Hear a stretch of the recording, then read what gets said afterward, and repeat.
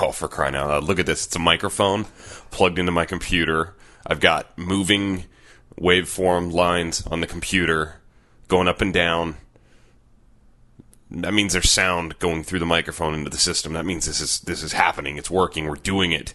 I'm not 100%. I'm 97%. And you know what? That's just going to have to be good enough for episode 215 of Coast to Coast Pinball. Let's go.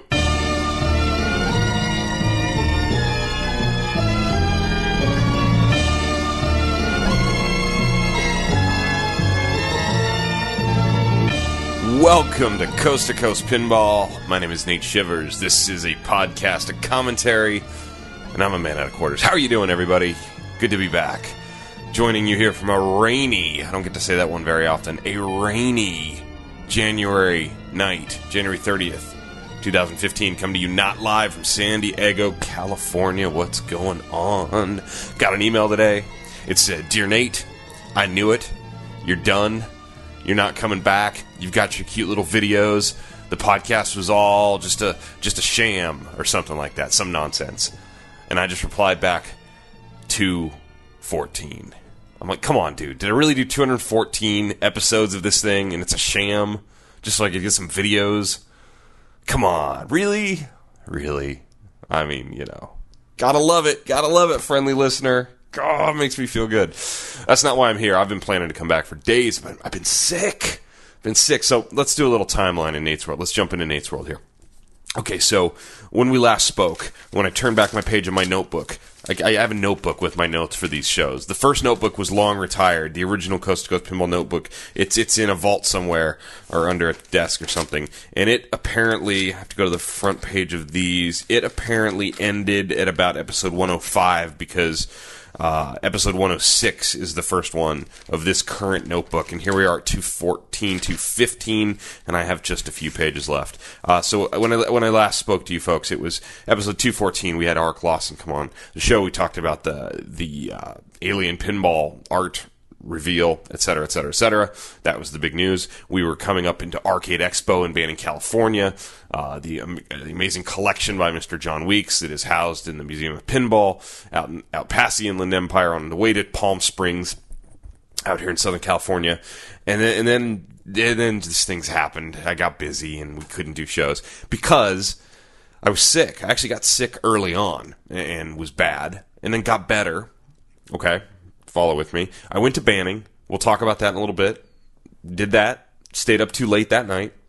The next morning, literally the next morning, I had to pack my stuff and fly. I flew away.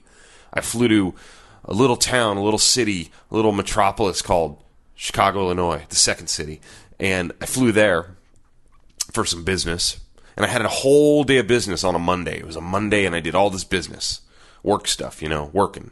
And then I went to the Stern Pinball Factory, and at the Stern Pinball Factory, I got to hang out and play some pinball. We'll talk about that later. And I stayed up way too late that night because friend of the show Josh Sharp kept me out too late. I blame him. And then literally the next morning, I flew back to San Diego, and I went right to work because there was a trade show that week. I had to go to the NAMM show. North American Musical Merchants show, second largest trade show in the country, second to CES. It's a busy time for me. A lot of my accounts from the northeast part of the country come out to California to escape the dark, short days and the snowfall and the major snowfall while they were out here. And I did the NAMM show. And the NAMM show is ridiculous. You stay up too late, you're hanging out with people you haven't seen all year, you're doing business during the day, you're eating really good food at night, and you get sick. That is what happens when you go to NAMM. You get sick. We call it the NAMM-thrax. And I didn't get sick last year. I avoided it last year somehow. Check the tape. I mean, I might be wrong, but I don't believe I got sick last year. But man, I got sick again this year. Like, really sick. And I had to go back to work this week. So this past week, I was at work, and I was working. And we had these training days I could not miss, and I was just dying in them. So sick, I couldn't talk pinball. I played a lot of pinball, and the ball was just moving too fast because I was sick. And so now Teresa's sick. She's not feeling good. It's like a little after 10 o'clock, and she's in bed on a Saturday night. We canceled plans tonight. We're not feeling great. But I feel great. I feel great. It's episode 215. It's January 30th. It's almost February of 2016. It's fantastic times in the magical world of the silver ball.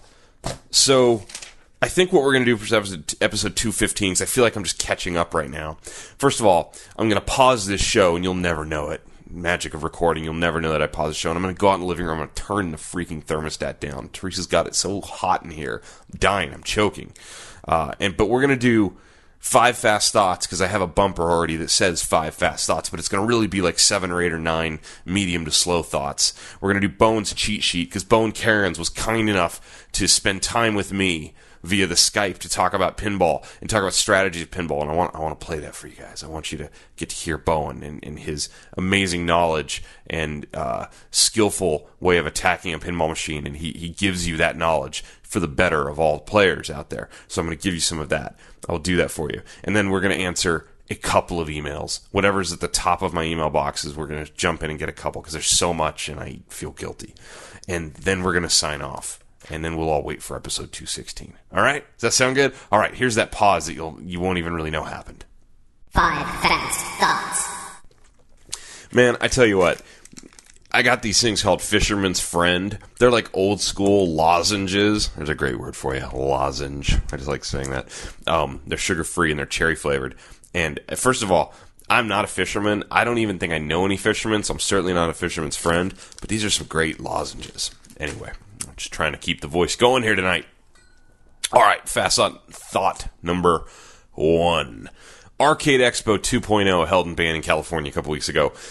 Okay, so coming off of Arcade Expo 1 a year ago, I was pretty lukewarm on that event. That event was sort of like high expectation and tons of excitement because, oh my gosh, Southern California has its big giant pinball show with tons of games, this amazing collection, all this stuff going on. And I didn't love that show. I thought that show had a lot of problems and was expensive and et cetera, et cetera, et cetera. Fast forward 1 year. What a difference a year makes. Fantastic show. Loved it. Can't wait to go back. You know, it wasn't as if there was major, huge seismic shifts. Get it? In Southern California, seismic shifts. Here I'm going with that. They didn't move the earth, but what they did is they put a lot of elbow grease. They had a lot of fantastic volunteers come in, get more games working. Because this collection is well over 500 games, I believe, or just near 500 games. So that helped a lot. There were more games working. A lot more of the really cool EM games were working. Loved it. Not as many of them being played as I would have expected. Because, you can find modern games out on location in a lot of places. And a lot of people have collections filled with sort of, 80s and 90s games. But there's not a lot of places you can go in our country and play a huge, massive selection of games from the 50s, 60s, and 70s. And this is one of those places, and one of the best, by the way. So, got to play lots of those. But it is interesting. There's some commentary here, which I guess we already know. But people were playing the modern games. Anyway, but I digress. There was lots of games to play. It was fantastic. Good crowd. I was there on Saturday. I couldn't make it on Friday. Teresa and I went and saw Jerry Seinfeld on Friday, who, just FYI, he's not that funny anymore. But that's okay. So, Saturday, my friend Zach and I went. Teresa decided not to go because she knew Zach and I were going to go and we were going to play pinball. We were going to be there and we were going to play some pinball. And Teresa wants to go and play pinball. She wants to go play a little pinball. Oh, yeah, some pinball. Hey, is it time to go, babe? No, Teresa, it is not time to go, babe. We're here to play some pinball. And that's what Zach and I did. We got there around noon, and I think we left around 10:30. We played some pinball. And Teresa knew that was going to happen, so she decided not to go. Loved it. So, moving Indisc, it never drains in Southern California. The brainchild of Jim Bolsito, Carl D'Angelo. I think Bob Matthews is also a tournament director this year.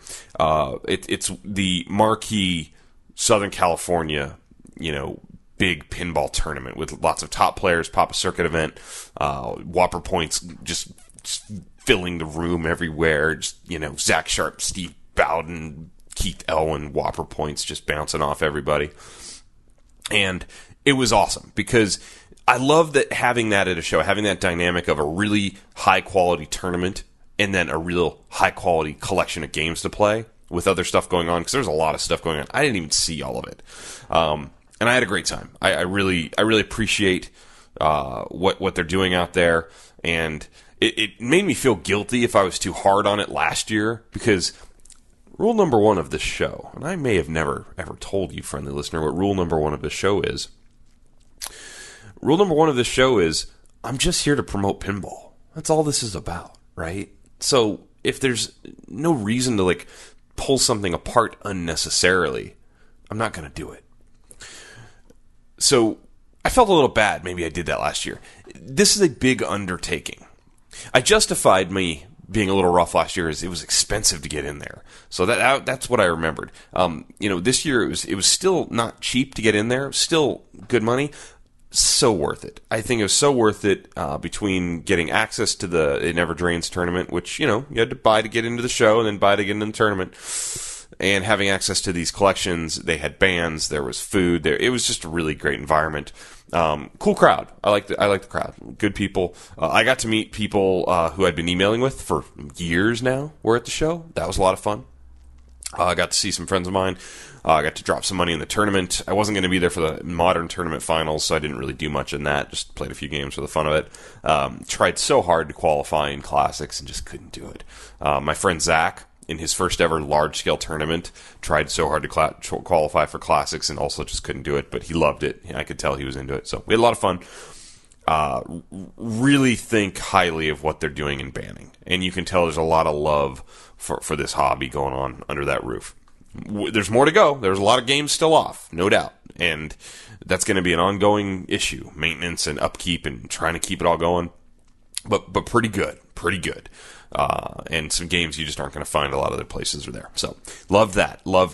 Congratulations, Keith Elwin, in his semi-retirement that he's been talking about.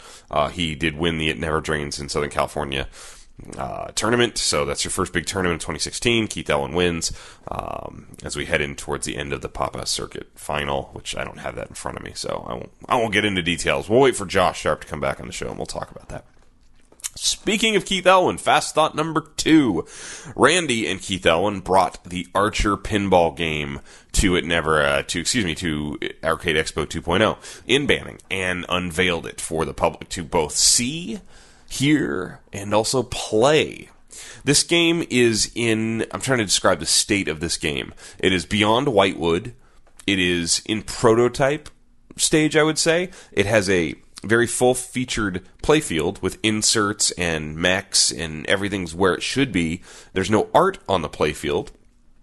They have backglass art. They have a LCD screen with some art, and scoring on the screen. I wouldn't say it's super deeply fleshed out. I think the rules are still being put in very slowly. It's very much early prototype stage. And I usually am not very interested in games like that because you see them at the shows and people put a lot of hard work and effort. And I don't mean to mean that hard work and effort. It just doesn't personally interest me a whole lot until they're done. And then I get to enjoy it for a completed pinball machine. What I will tell you about Archer being maybe a little bit different is you have one of the greatest pinball players of all time designing a playfield, which is in of itself very interesting because some people asked me, so can anybody but Keith Elwin actually play and score on this thing? Or is it did Keith go make the hardest pinball machine ever? No, he didn't go make the hardest pinball machine ever, but he made a very interesting playfield. He told the crowd that they were speaking to, and they did the reveal there, that he'd actually designed the playfield many years before. Randy showed us that the original theme idea was dinosaurs versus monster trucks, which I think has been out on the internet. They love Archer, so they wanted to go with Archer. Archer's a fantastic theme for a pinball machine, by the way. Really a good one. And lends itself well art-wise and just call-out-wise and just rule set and toy-wise. It's kind of perfect. So it plays very, very good for, such an early state of a build. I mean, these guys know what they're doing. These are people who have spent a lot of time and a lot of energy in pinball. So it was very interesting to see it. The big question is, well, what happens next? Do they finish this thing off, polish it out, get it up and going, then take it around to shows? That's cool. Do they finish this thing out, polish it off, get it all working, and maybe somebody tries to buy the design and license the Archer property and build the game? I don't know what their business plan is. Or if nothing else, if Archer becomes not available or just maybe that license is tough. Because I think the danger you run trying to build it first with the license and then go license it is your license holder could then have all the power and say, well, you want my license, do you? Well, you've already built your game, so I can charge you basically whatever I want. But I think that this layout doesn't have to be tied to Archer necessarily. I think the layout's very interesting. I think the shots are very interesting. It's unique in a day of a lot of fan layouts, in a day of a lot of, I don't want to say all tried and true designs, but there's definitely some design ideas that we see repeated. This was an interesting layout, and I thought it was cool to see. I like where they're going with that. I look forward to continued progress on the Archer project, so good on the Elwin brothers there. All right, so fast thought number 3. This is where I self-promote. Just deal with it. It's my show. I do what I want. Pinball with the Pros episode number 2 was launched about 72 hours ago. Pinball with the Pros episode number 1 was launched around Christmas. That was Keith Elwin, we were just talking about, playing AC/DC. Episode 2 is Steve Bowden and myself playing Mustang, playing a Mustang Pro. We're in New York City, Modern Pinball New York City. In 72 hours, I think we got about 1,100 views. That's pretty good. That's not bad at all. Take it. It's on YouTube. You can go check out youtube.com/Coast2Coast Pinball for those episodes. Are there. They're free.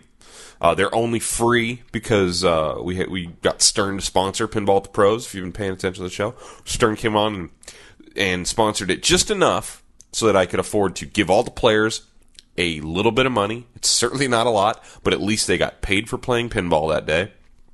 And it paid for me to cover the cost of the cameras and some of the other cabling and stands and equipment, and that's about it. So I actually bought a new laptop for this project, which cost almost as much as the entire Stern sponsorship would have covered. So I'm at a net loss for those of you people accusing me of being on the take. Totally at a net loss. The other option for this was to do a Kickstarter, which I didn't want to do, or to do a charge to view type thing, which I didn't really want to do.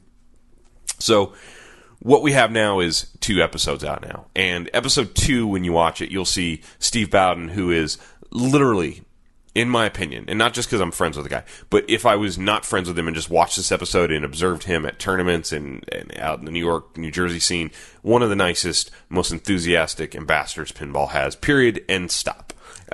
And I'm getting that reaction. I got tons of emails, tons of Facebook messages, tons of YouTube comments about people saying how great Steve was, how fun the episode was. He's a great pinball player, obviously. I think right now on the IFPA site, IFPApinball.com, he is the number 2 ranked player in the world.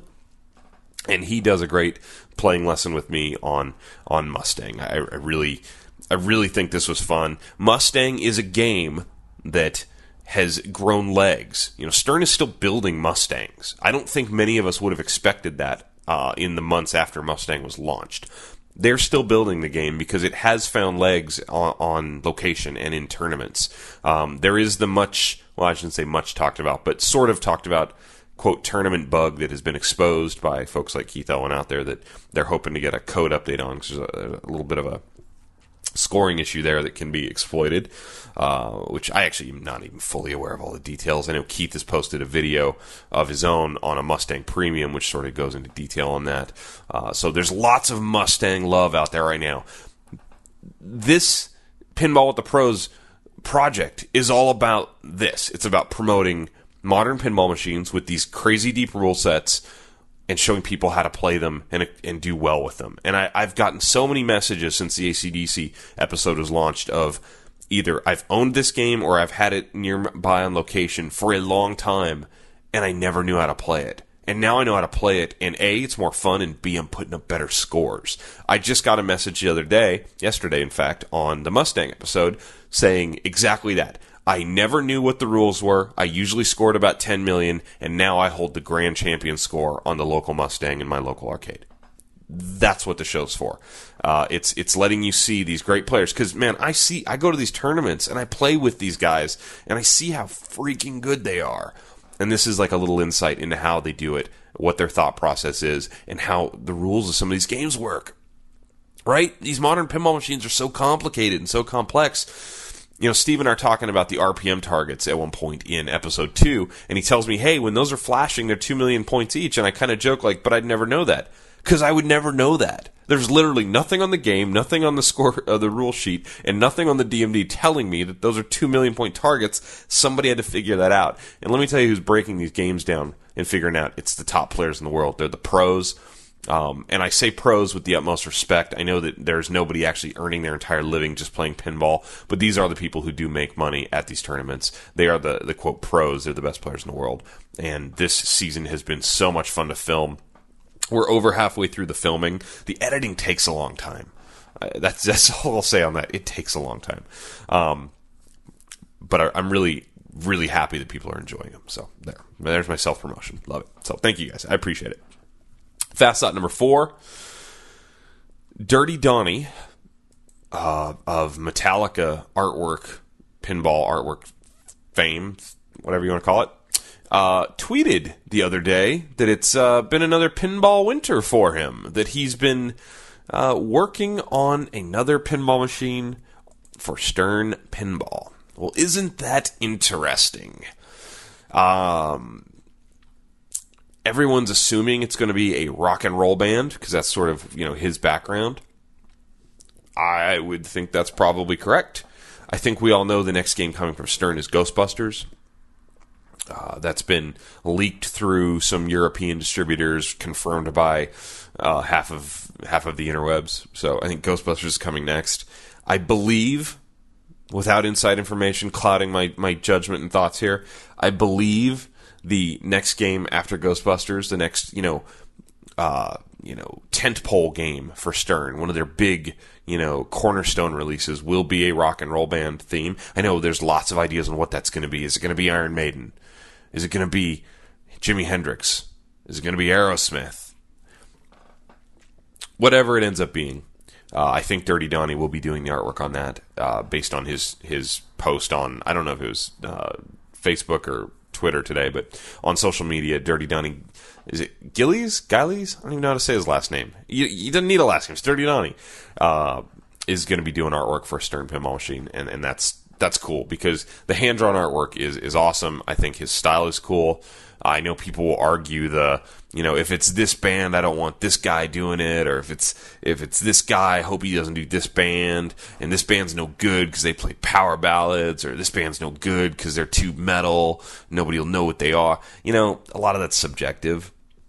At the end of the day, a lot of people own AC/DC, Metallica games, and Kiss games for that matter, that aren't even really fans of the band. So if the game's cool, it can transcend, I think, just the band, and if you're a fan of that or not. So pretty excited to see that. I think that anytime we're getting more original artwork on, big pinball machine releases, that's a positive thing, right? All right. Fast thought. Number 5, friend of the show, Josh Sharp.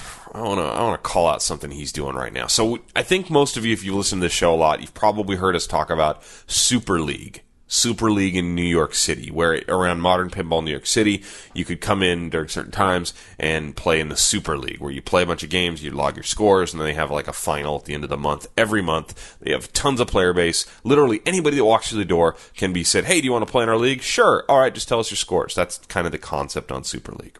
And some people have thought that unfairly jacked up the points available to certain players, basically, in a nutshell, because the player base was so huge, et cetera, et cetera.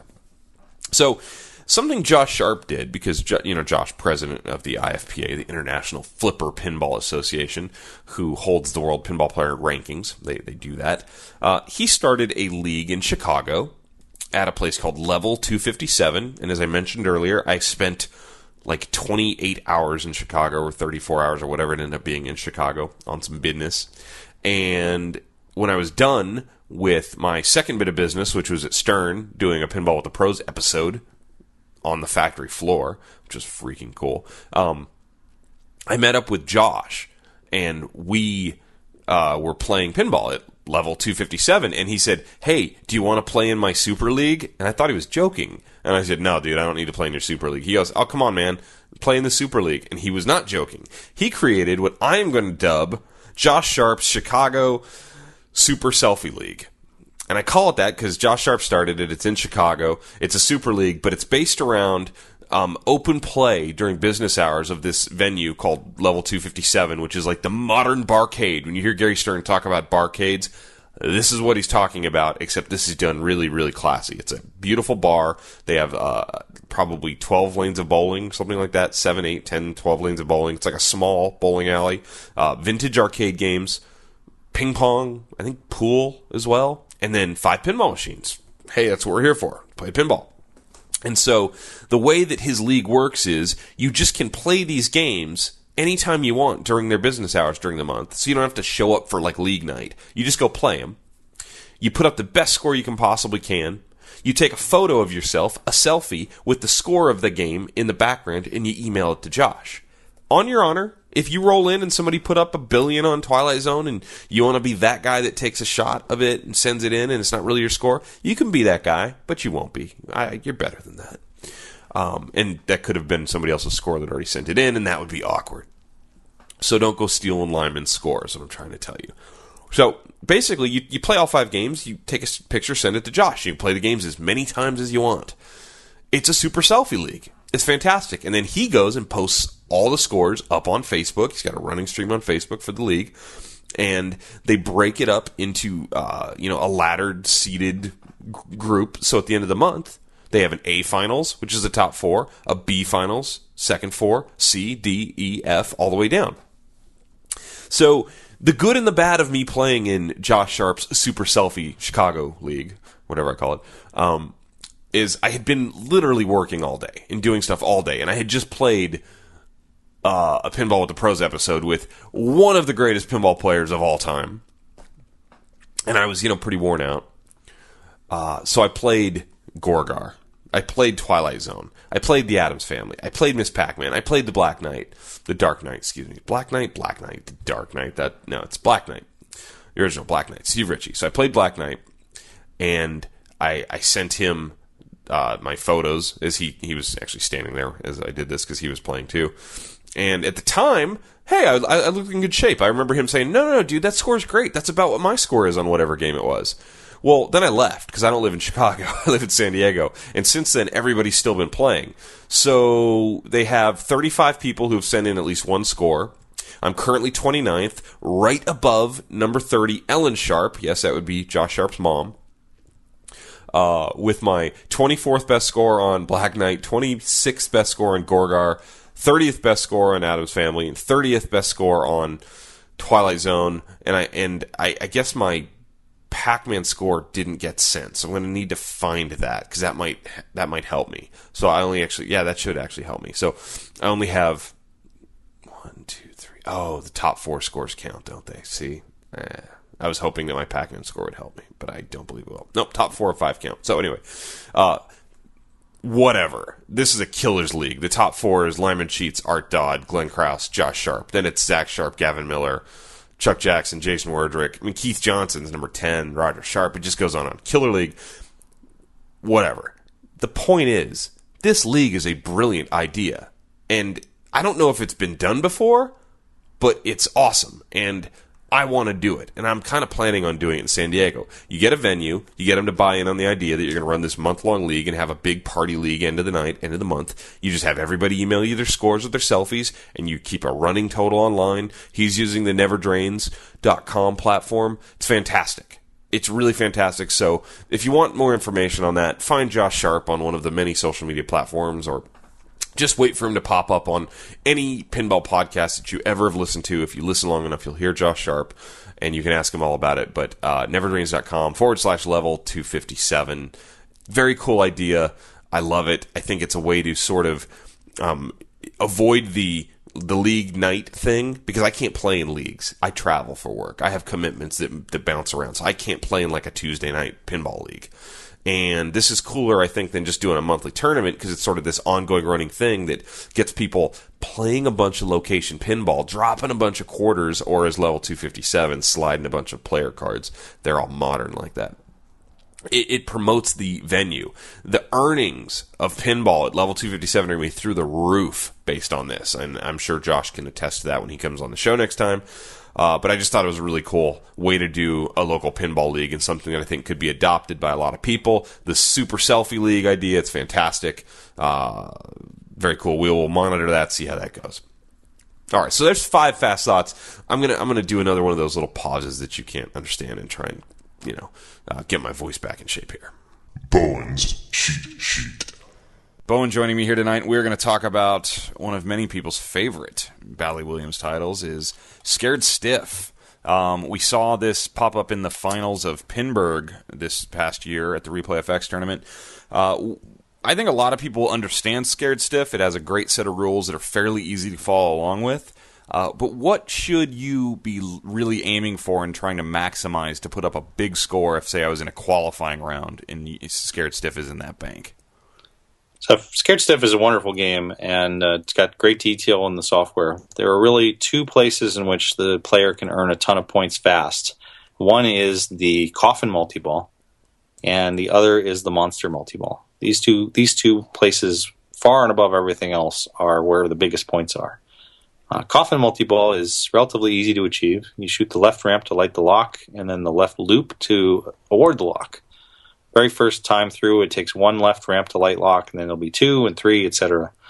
But it's not hard to get that multiball 2 or 3 times. And during that multiball, it plays the same as Indy 500, where both ramps are jackpots, and then once you make one, you have to shoot the other one. But if you're clever about it, you get into a mode where 2 balls are whipping around, and one ball is hitting the left ramp, and the other ball is hitting the right ramp, back and forth, and then you're just making shot. Each one of those ramps is 500,000, which is not doesn't sound like a lot, but it's pretty good, and you can end up with 6 to 8 million in that multi-ball. 2 other things to help you in the multi-ball. One is the double scoring off the spider that you can achieve, which gives you 20 seconds worth of double scoring. This is probably the best place to use double scoring. And the extender. If you select the Coffin off of the spider awards, it will give you a full extender to the multi-ball, which essentially starts the multi-ball over again after it finishes. So you lose down to 1 ball, it just says, here, 3 more balls, and you get back up to 3 balls again with a new ball save and everything. It's pretty sweet. Yeah, that's great.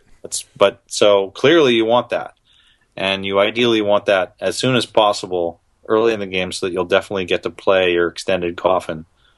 That can put pressure on other players. You mentioned qualifying, though, and in qualifying, my target for qualifying is to get to the Monster Multiball, which is at the end of Scared Stiff round. To get to Scared Stiff round, you need to complete the 6 tasks that are on the display, on the main center of the display.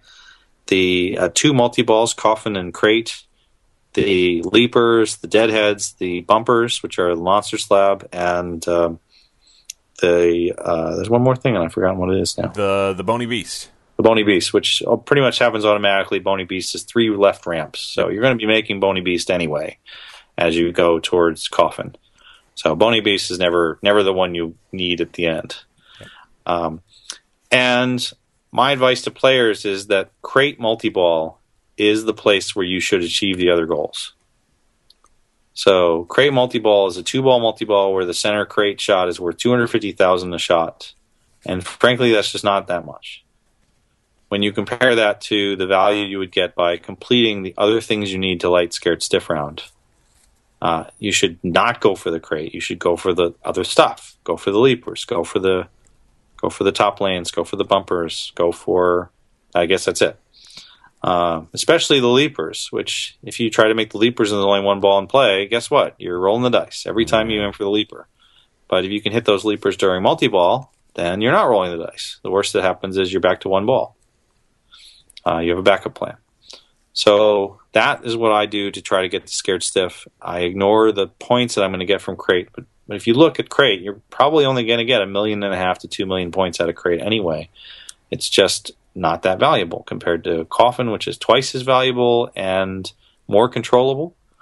Now I can use that to get to Scared Stiff. And Scared Stiff round, you're just hoping to survive. You have a good chance of losing the ball during Scared Stiff round, but that's what happens. You have to survive 5 kickouts, I think, maybe 6. No, 5. 5 kickouts of the center hole and the back from that crate kickout. If you can survive those kickouts, you have a good chance of finishing Scared Stiff and getting to Monster Multiball.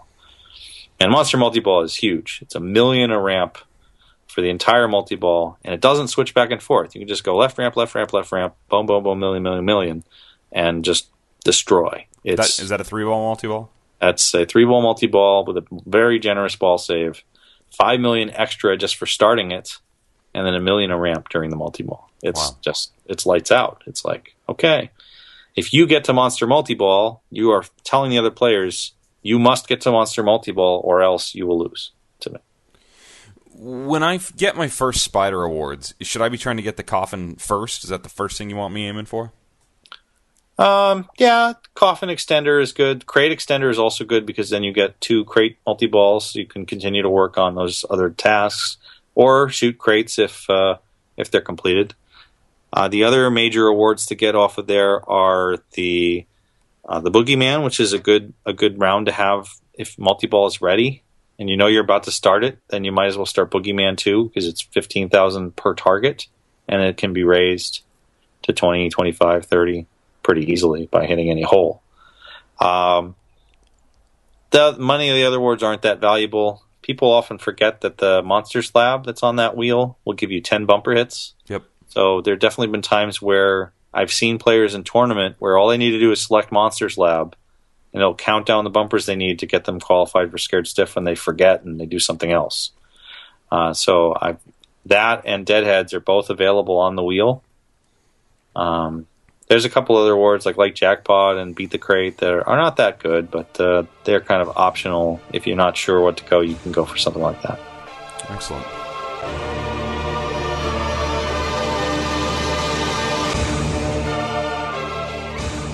Five fast thoughts.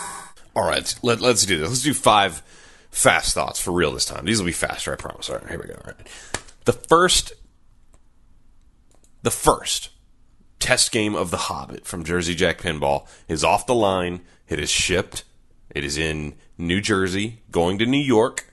Al, Pinaholic, is putting it out on test location, I believe. That's the story. It went to Classic Pinball in Woodland Park today. Mr. Kevin McHugh had it there. We got photos on the internet. We got Al playing it. It looks fantastic.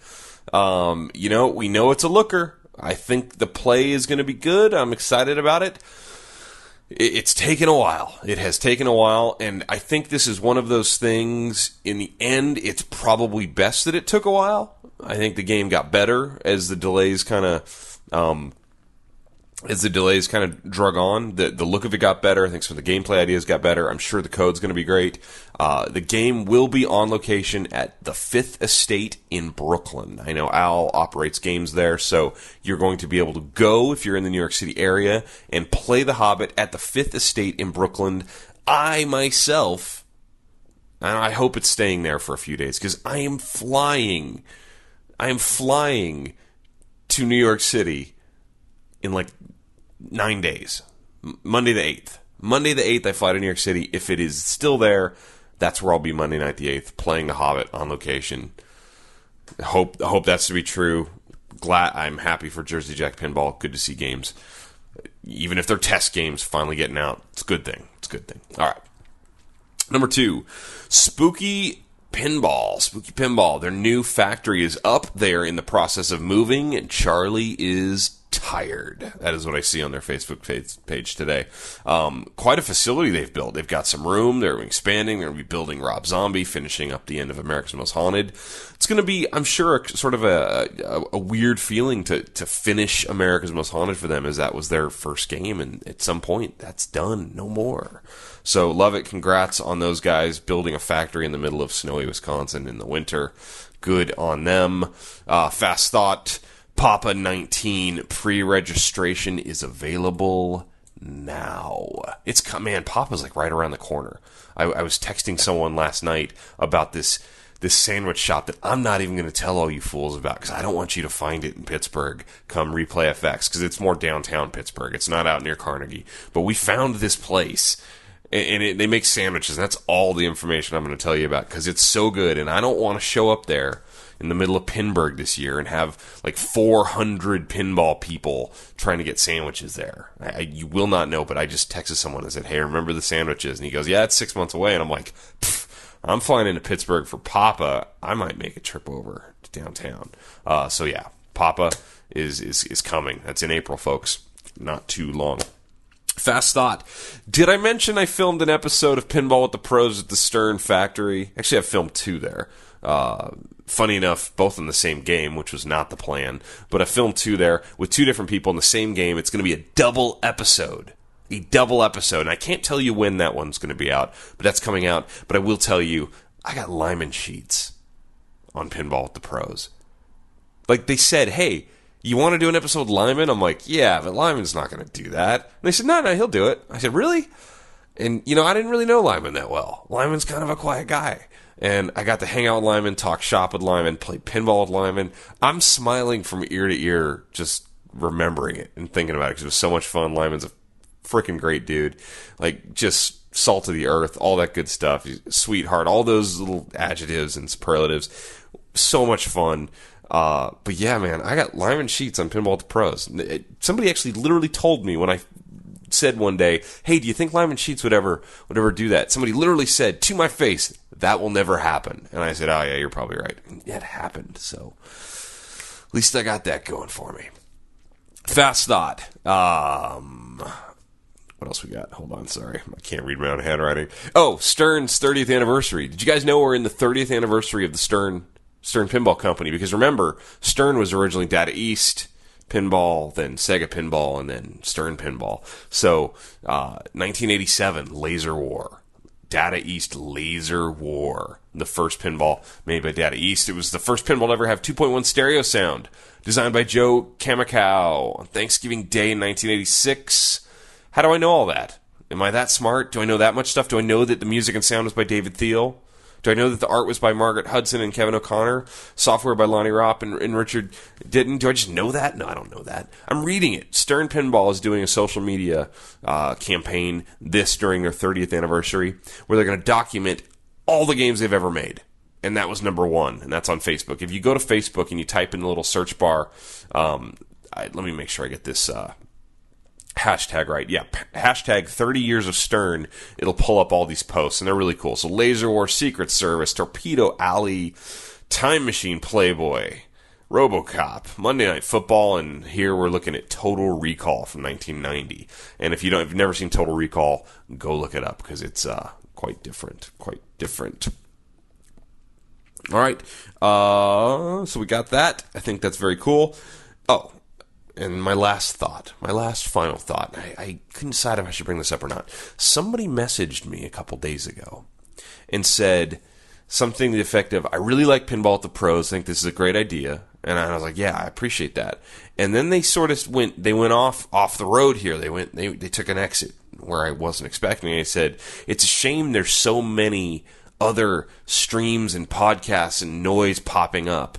I wish it could just be, your podcast and the Pinball podcast and Pinball at the Pros. There's all this other noise. Don't you agree? And I was like, no, I don't agree with that at all. I didn't even really reply because I didn't want to get negative. I didn't want to just argue. But I didn't reply, but I started thinking about it. I'm like, you know what? There is a lot of new stuff in this hobby since this show started. There's a ton of podcasts. I think one of my email questions tonight is actually about podcasts. There's a ton of new, clubs and projects in boutique companies and one-off pins and mod companies and tech companies and streams. And people are streaming unboxings and streaming themselves playing a game. That's awesome. And I'm sure this guy was just trying to be nice. I get it. But to anybody that thinks that it's somehow a bad thing, that there's a ton of people excited about pinball, that are falling in love either all over again, for the first time, for the next time, or just finding pinball at all, and are excited enough to spend their free time in life, because, man, life is short. People say life is long. I say nonsense. Life is short. And the fact that people are willing to put their energy and time and excitement into doing something around these games that capture our imagination is a good thing. If you think that's a bad thing, I think that you're doing it wrong, man. You're doing it wrong. So, no, I disagree, friendly emailer, and anybody else who might have that thought that it's somehow not cool that so many people are doing stuff in pinball. No, it's awesome. If you don't like it, don't watch it. You don't have to watch it all. I don't watch it all. You can't watch it all. Anyway, I don't know. I was just in my head. So there's my fast thoughts, and that was 6 or 7 fast thoughts. I understand, but it's my show. I can do what I want. Check the email.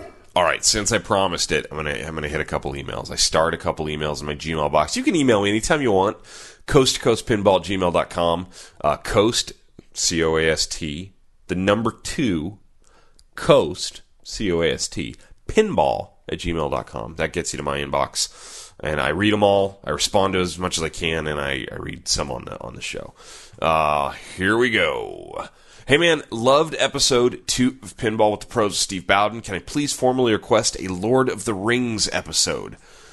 I know you have said that the first batch of shows will be all modern Stern games, so I think this still qualifies, unless you mean the really recent games. Either way, I just bought a very nice Lord of the Rings from a local operator who had it in storage for a few years. It was sort of rough. I've been bringing it back to life and loving every minute of it, as the game was at the very top of my wish list. Would love to see you do this game. The show rocks. I just hate the wait between episodes. Me too. All the best, Brandon. Brandon, Lord of the Rings was not on the schedule for season 1. It's on the loose schedule for season 2, I will tell you that. But season 2 is like so far away at this point. I'd love to do Lord of the Rings. But it's actually not on the schedule for season 1, so apologies. Thank you, and congrats on your Lord of the Rings. I think that'll be a good one for you there. All right. Hi, Nate. Mike from Raleigh here again. I listened to all 214 episodes of your show since I first found... Oh, this is the guy who tried to buy the shirt that I didn't make anymore. Mike started listening to the show just a few months ago, friendly listeners, and he really wanted the 5 Balls is Cheating t-shirt that he heard about in like episode 70 or something like that that's been gone for a long time, and I had to break it to him that he's, like a year and a half behind. So here's an updated email from Mike. I've listened to all 214 episodes of your show since I first found C2C during the Thanksgiving break. Dude, that's a lot. That's a lot. Would love to hear your current favorite pinball podcasts and any non-pinball podcast recommendations you might have. I drive trucks for a living, and I know where all the truck stop pinball machines are in the Mid-Atlantic. I bought my first game last year, Iron Man, and I'm saving up for a Game of Thrones. Thanks so much for all the work you put into the show. Maybe we'll meet at Southern Fried Gaming Expo this year. Travel safe, Mike T. All right, Mike, my favorite pinball podcasts. I've been listening to a lot of pinball podcasts lately. I try and sample all of them. There's a lot now, and it's awesome. Here's the ones I would suggest you listen to, and this is the best list I could come up with off the top of my head. There's the OGs, there's the classics, there's the Spooky Pinball, the Pinball Podcast, the Game Room Junkies. Okay, those are great.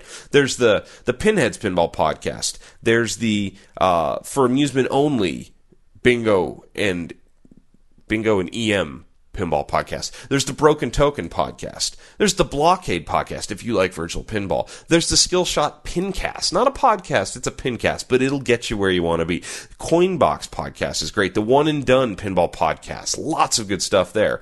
The Boom Go Pinball Podcast. There is hold on. I can't read my own writing here. I already said that one. There is the Pin Bar Cavern Podcast. There is This Flippin' Podcast. There's Lock is Lit. There's the Canadian Pinball Podcast, not to be confused with the Canadias or Canadas or however the hell you say your name, podcast. There's a lot of podcasts out there. I'm probably missing and forgetting some, but that's a brief overview. I would just Google pinball podcasts and start searching around. And in fact, if you look at the virtual pinball forums, there's a great list in there of all the pinball podcasts. Those are all great. As far as non-pinball podcasts, I listen to the 404 show. It's a tech show. It's weekly. I listen to the Giant Beast Cast. That's a video game podcast. I don't even play most of the video games they talk about. I just happen to like the personalities on their show. I listen to the Wrestling Observer podcast. Okay, that's about pro wrestling. I don't even watch pro wrestling anymore. I just happen to like the people on the show talking about the business of pro wrestling because I'm sort of psychotic like that. I listen to Colin Cowherd's The Herd podcast. That's about sports. I listen to Jill on Money. Jill Schlesinger. She's what is she? She's a CPA, an accountant, something like that. She knows about money. She talks about investing in money. She's out of New York City. She's really great. I listen to her podcast. I'm probably missing a bunch more that I can't think of right now. I listen to... Hold on. I'm actually going into my podcast player, Downcast, by the way. I would absolutely recommend Downcast. As I look at this, it's a whole bunch of pinball podcasts. I listen to the Digital Convergence podcast, the art, craft, and business of the digital media creative. Very wordy, long title. I really like it. It's mostly about video cameras. I listen to the Film Thrive podcast. I like that. I really liked the Screen Rant podcast, and they went away, but they came back for Star Wars, because how do you miss Star Wars? I listen to Our Week in Video, also about video production. They're from the UK. They're British. They're fantastic. I listen to... it looks like all of it. So there's more, but that's the best I got. It's as complete as I can be. That's episode 215 of Coast to Coast Pinball. Can't wait to get episode 216 going. Can't wait to get out and play some more pinball on location. We got a tournament Tuesday night I plan on going to here in San Diego. Good stuff, man. Thank you guys for listening. Thanks for all the support. Thanks for the kind words on Pinball with the Pros. Until next time, be nice to one another, play more pinball, and take care of yourselves.